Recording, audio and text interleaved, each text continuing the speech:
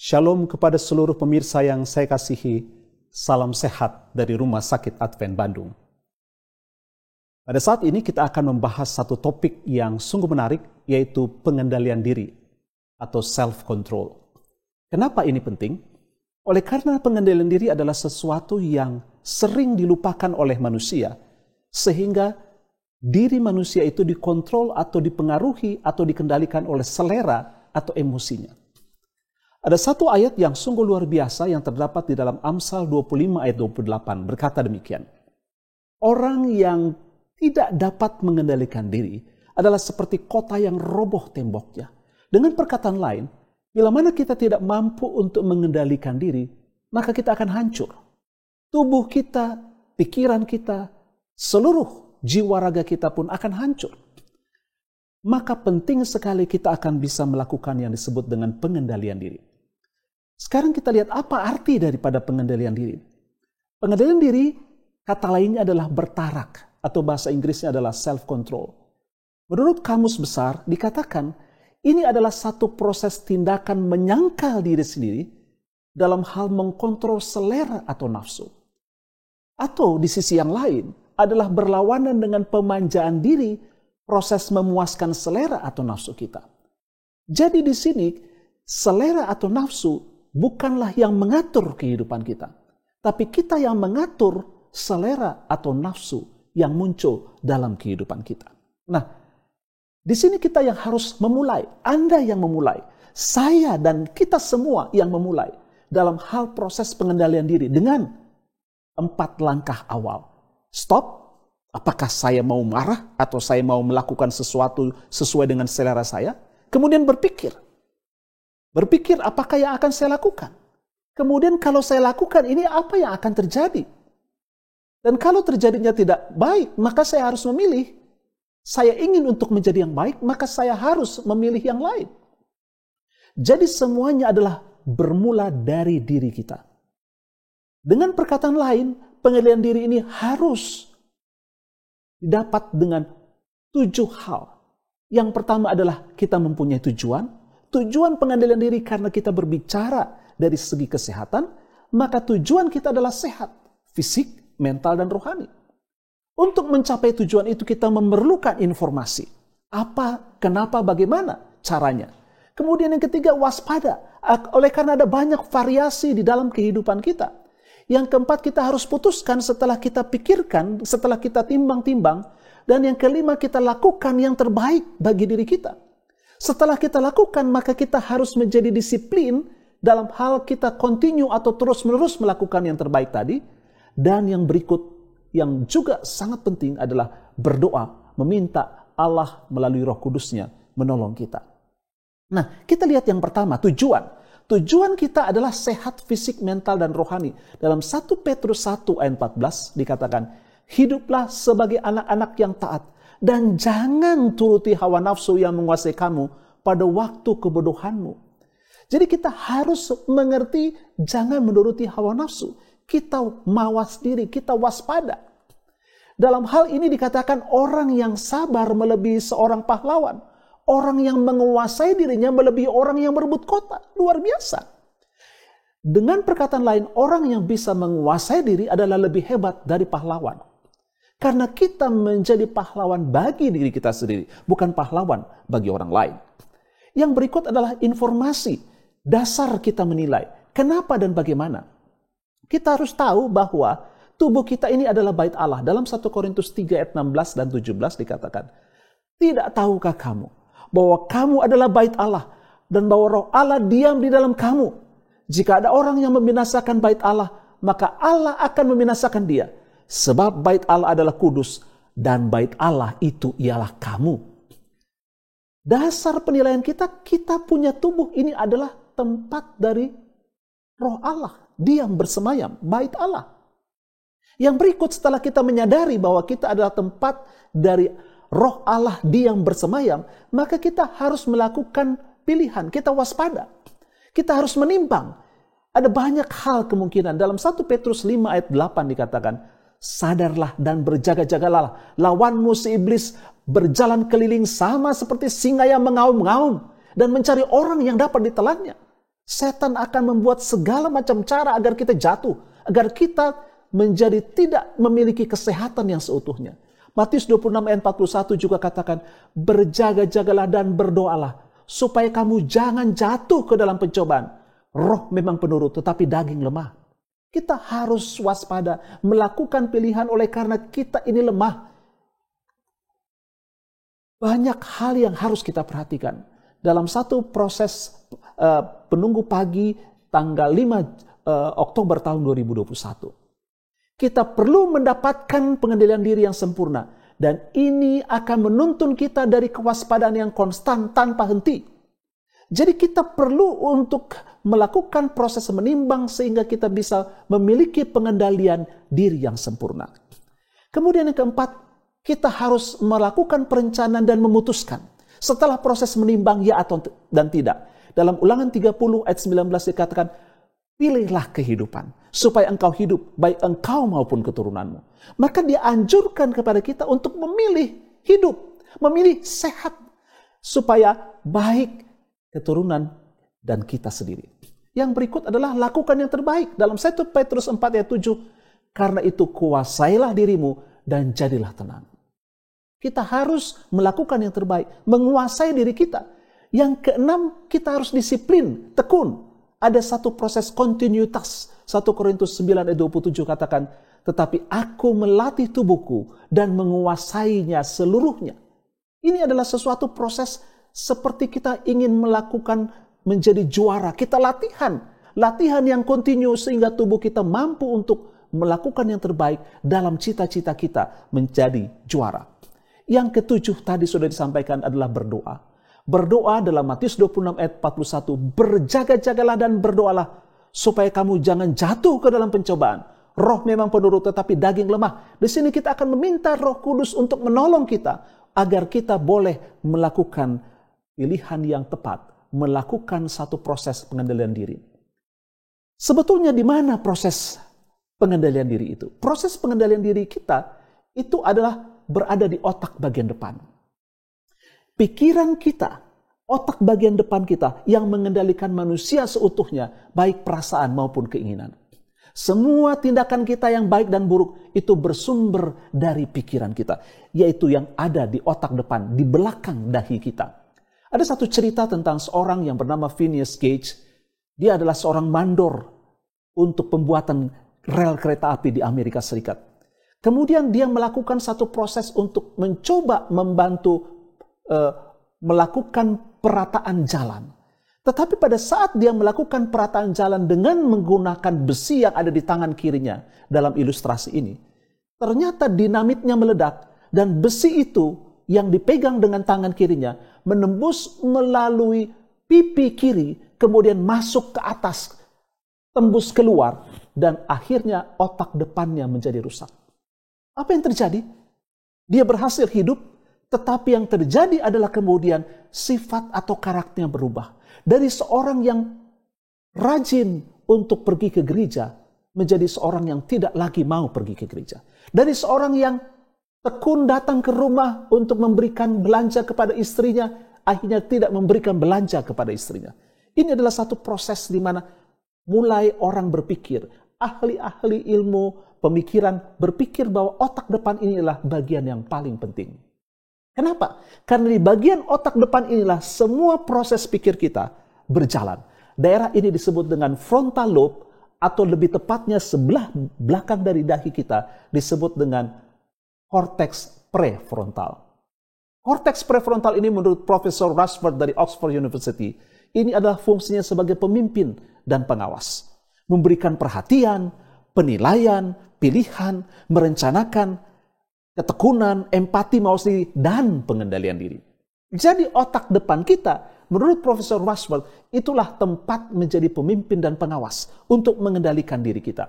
Tetapi berlawanan dengan itu ada yang disebut dengan sistem limbik dan ganglia basal atau otak tengah, di mana terjadinya satu proses perasaan atau keinginan yang bisa juga menjadi pemimpin kalau kita membiasakan sistem perasaan dan keinginan kita ini yang terus menguasai kita. Nah, dengan perkataan lain, proses pengendalian diri adalah satu proses di mana korteks prefrontal kita mengendalikan sistem limbik, Atau korteks prefrontal kita kendalikan ganglia basal. Perasaan dan keinginan kita dikendalikan dari korteks prefrontal.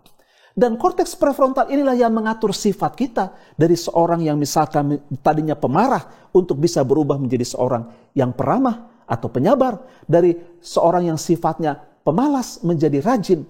Merubah pikiran. Pikiran yang biasanya pikiran negatif menjadi pikiran positif. Merubah perasaan yang mudah dikuasai perasaan menjadi tidak terlalu dikuasai oleh perasaan. Pengendalian diri itu akan bisa kita mengatur emosi kita, mengatur nafsu dan selera kita, mengatur apa yang memuaskan panca indera dan hati kita. Tapi yang paling utama adalah mengatur bagaimana kita makan. Diet yang secukupnya, diet yang tidak baik kita cegah. Pengendalian diri adalah sesuatu yang terjadi pada kehidupan manusia. Kalau kita bisa bandingkan bagaimana dengan hewan dibandingkan dengan manusia. Otak depan kucing itu hanya 3,5% dibandingkan otak seluruhnya dari kucing. Anjing 7%, simpanse 17%, tapi manusia kita dikarunia 33% dari seluruh otak kita adalah otak depan. Dengan perkataan lain, kita harus lebih baik dari kucing, mohon maaf, dari anjing, dari simpanse untuk mampu mengendalikan selera kita. Saya tidak usah bahas bagaimana hewan-hewan melakukan kehendak atau keinginan seleranya dengan segera. Tetapi kita sebagai manusia, kita punya 33%. Maka kita mempunyai kemampuan mengendalikan diri lebih tinggi daripada hewan. Sekarang menjadi pertanyaan, apa-apa saja faktor yang mempengaruhi korteks prefrontal kita? Yang pertama adalah kita mampu meningkatkan peran daripada korteks prefrontal dengan meningkatkan aliran darah ke otak. Bagaimana caranya? Untuk bisa korteks prefrontal kita mampu mengendalikan diri, kita harus tidur nyenyak. Lebih dari 7 jam per hari. Dengan pasokan darah yang cukup. Sama dengan juga harus kita lakukan olahraga.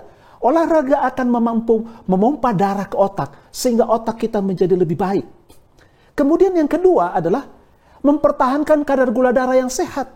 Kalau misalkan kita tidak makan, kemudian kita kadar gula darahnya rendah, maka kita sering menjadi mudah emosi. Itu menunjukkan bahwa kita mempertahankan kadar gula darah yang sehat perlu untuk korteks prefrontal kita, pusat pengendalian diri kita, bekerja dengan baik. Yang berikut adalah meningkatkan serotonin. Serotonin ini bahan yang penting untuk kerja dari otak depan. Kurangi dopamin. Dopamin ini adalah yang bekerja untuk pusat selera, pusat perasaan. Kemudian yang kelima adalah konsep potensiasi jangka panjang. Ini adalah mengasah tekad atau keinginan kita. Nah, kita kembali sedikit.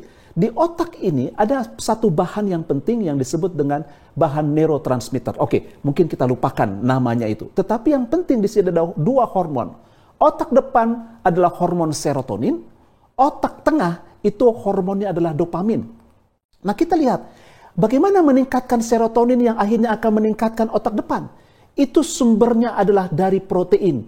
Yang terutama yang kita konsumsi adalah protein dari tumbuh-tumbuhan.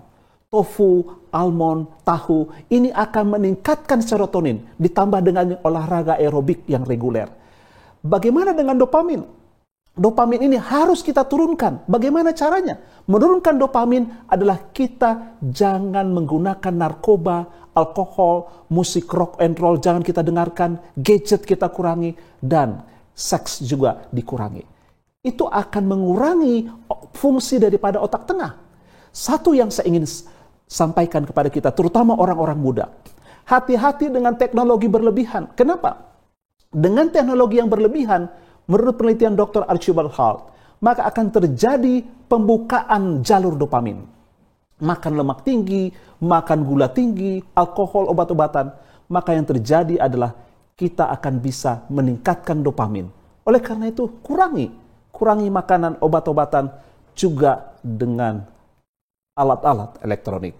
Bila mana kita sudah lakukan hal itu, satu yang harus kita bisa untuk lakukan yang disebut dengan konsep potensiasi jangka panjang. Menurut Daniel J. Amen dan Neil Nedley, ini adalah satu proses di mana kita harus lakukan secara kontinu. Satu sel saraf yang diproduksi bila mana kita melakukan sesuatu aktivitas kemudian kita lakukan berulang-ulang, saraf-saraf yang sama akan terbentuk. Sehingga kita akan memiliki satu sifat tertentu yang baik. Oleh karena itu kita penting untuk mengulangi yang disebut dengan konsep potensiasi jangka panjang. Tetapi kita harus, saya ingin ulangi, bagaimana untuk menurunkan aktivitas korteks prefrontal itu adalah kalau kita konsumsi alkohol, kalau kita konsumsi nafsa, narkotik, dan zat aditif, kita terlalu banyak dengan internet dan pornografi. Ini akan menurunkan korteks prefrontal. Fungsinya malah akan meningkatkan pusat otak tengah. Nah, sekarang kita lihat bagaimana dengan untuk bisa menghasilkan proses pengendalian diri. Apa yang akan terjadi?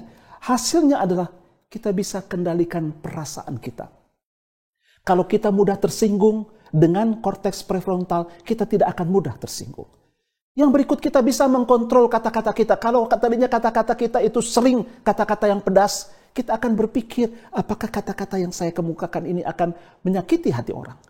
Kita akan kendalikan reaksi. Kalau misalkan ada orang yang melakukan sesuatu, kadang-kadang kita mau langsung untuk membuat reaksi. Kita bisa untuk menahan, untuk tidak melakukan reaksi. Kemudian kalau kita sudah atur jadwal dari pagi, kalau kita sudah mengendalikan diri, kita tidak akan lihat sesuatu kemudian kita rubah jadwal, tidak. Kita akan strict, kita akan tetap dengan jadwal kita. Yang berikut, kita akan bisa mengendalikan uang kita. Kalau kita sudah bisa mendapatkan hasil, kita katakan saja uang 3 juta dalam 1 bulan. Dengan 3 juta itu kita bisa kendalikan selama 1 bulan, uang itu cukup untuk kehidupan kita. Dan yang paling utama, dengan mengendalikan diri kita, kita akan bisa mempertahankan kesehatan kita. Ini penelitian dari Daniel J. Amen. Dengan hasil pengendalian diri ini, maka kita akan mempunyai kebiasaan. Kebiasaan itu akhirnya akan menjadi tabiat atau sifat. Ada satu buku yang sangat baik yang saya baca, yaitu Pikiran Karakter Kepribadian Jilid 2, halaman 287. Dikatakan, sekali terbentuk, kebiasaan adalah bagaikan satu jaring besi. Bila mana kita bisa mengendalikan diri kita, kita mempunyai kebiasaan, maka kebiasaan itu adalah seperti jaring besi. Sulit untuk ditembus, sulit untuk dirubah. Kenapa? Karena kita sudah bisa mengendalikan kehidupan kita. Sudah menjadi tabiat, sesuatu yang terus berulang-ulang. Dan itu akan membuat kita mencapai satu tujuan yang penting, yaitu hidup sehat. Bapak, Ibu, saudara-saudaraku yang saya kasihi, kita perlu untuk mengendalikan diri. Di dalam Membina Pola Makan dan Diet halaman 166, dikatakan, mereka yang tidak mengalahkan perkara-perkara kecil, tidak mempunyai kuasa moral untuk melawan penggodaan yang lebih besar. Saudara-saudaraku sekalian, di dalam Tuhan, kalau kita tidak bisa mengalahkan keinginan-keinginan kita yang kecil, selera-selera kita yang kecil, maka kita tidak akan bisa mempunyai kuasa untuk mengalahkan penggodaan, pencobaan yang lebih besar. Kemudian dikatakan juga dalam buku yang sama halaman 30, kuasa intelek, kekuatan tubuh dan umur panjang, tidak ada yang kebetulan. Semua bergantung pada keteraturan yang teguh. Kuasa intelek kita, kemampuan berpikir kita. Kekuatan tubuh kita, kita mampu melakukan aktivitas sampai umur 80, sampai umur 90. Bahkan umur panjang mungkin bisa sampai 100 tahun. Tidak ada yang kebetulan. Itu semua tergantung kepada keteraturan yang teguh. Kalau kita tahu bahwa teratur itu baik, bahwa kita penting untuk mengendalikan kehidupan kita dengan baik, mari kita kendalikan kehidupan kita. Kesimpulan yang saya ingin bagikan kepada kita dalam proses pengendalian diri kita adalah, mari kita manfaatkan korteks prefrontal kita sebagai pengendali utama dan pastikan adanya pengendalian terhadap pusat-pusat kesenangan dan perasaan sehingga dapat memandu Anda ke tempat tujuan, yaitu hidup sehat. Oleh Daniel K. Amen. Kita semua ingin hidup sehat. Kita semua mau untuk berumur panjang. Kita mau mempunyai kekuatan sampai usia kita yang cukup. Itu hanya mungkin bila mana kita melakukan keteraturan yang teguh. Keteraturan yang berkesinambungan dengan proses pengendalian diri yang kita mulai dari diri kita. Semua berpulang kepada Anda dan saya. Bila mana kita ingin sehat, bila mana kita ingin sehat, mari kita bisa kendalikan selera kita. Mari kita bisa kendalikan emosi kita. Mari kita bisa kendalikan seluruh keinginan kita yang akan bisa merusak kehidupan kita. Sehingga kita akhirnya boleh memiliki satu tabiat atau satu sifat yang benar-benar teratur, yang setuju dengan kehendak Tuhan. Dan akhirnya kita boleh mencapai tujuan kita, tujuan yang utama, yaitu hidup sehat. Terima kasih. Semoga kita semua akan boleh mencapai hidup sehat. Salam sehat dari Rumah Sakit Advent Bandung.